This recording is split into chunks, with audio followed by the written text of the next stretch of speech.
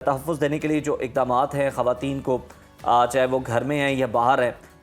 वो उनको कितना ज़्यादा बढ़ाना चाहिए, कितना ज़्यादा इन्हेंस करना चाहिए, और जो अभी तक जो इंतज़ामात हैं क्या वो काफ़ी हैं, आप समझती हैं? आपने ना WHO की एक रिपोर्ट का जिक्र किया था अपने गुफ्तगू के दौरान। तो यहाँ पे मैं एक चीज़ मेंशन करूँगी कि देखिए बहुत सारे केसेस जो किसी भी रिपोर्ट का हिस्सा बनते हैं वो रिपोर्टेड केसेस होते हैं, और रिपोर्टेड केसेस वो वाले केसेस होते हैं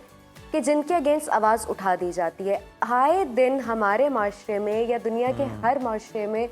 बहुत सारे केसेस ऐसे होते हैं जो रिपोर्टेड नहीं होते किसी भी वजूहात की बिना पे, जैसे किसी सोशल स्टिग्मा की वजह से, टबू की वजह से या फैमिली प्रेशर की वजह से केसेस को दबा दिया जाता है। यानी कि वो केसेस जो अनरजिस्टर्ड चले जाते हैं।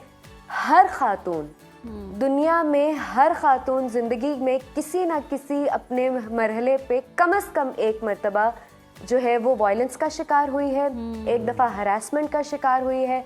चाहे आपको वायलेंस आपके इंटीमेट रिलेशनशिप से मिला है, चाहे आपको वायलेंस अपने सिबलिंग्स के से मिला है, चाहे आपको हरासमेंट जो है वो अपनी फैमिली के अंदर फेस करनी पड़ी है या अपने वर्क प्लेस पे फेस करनी पड़ी है। हम नहीं कह सकते कि दुनिया की कोई खातून जो है वो इन तमाम मसाइल का शिकार नहीं हुई। सो बहुत सारे आप देखें कि 90% लोग तो इस चीज़ को रिपोर्ट भी नहीं करते। सेकेंडली, आपने बात की कि क्या हमारे पास जो है वो इतने वो स्टेप्स मौजूद हैं कि जिसके तहत हम जो है सेफ गार्ड कर सके। कॉन्स्टिट्यूशन ऑफ पाकिस्तान का आर्टिकल 25 सब आर्टिकल 2 हर इंसान को without discrimination of the sex and gender safety का प्रोटेक्शन देता है। और जहाँ तक बात हमारी आती है ख़वातीन की सेफ्टी के हवाले से, हमारे पास प्रोविंशियल लेवल के ऊपर और हमारे पास फेडरल लेवल के ऊपर यानी नेशनल लेवल के ऊपर बहुत सारी लेजिस्लेशंस मौजूद हैं, जिसके अंदर वर्क प्लेस हरासमेंट्स मौजूद हैं,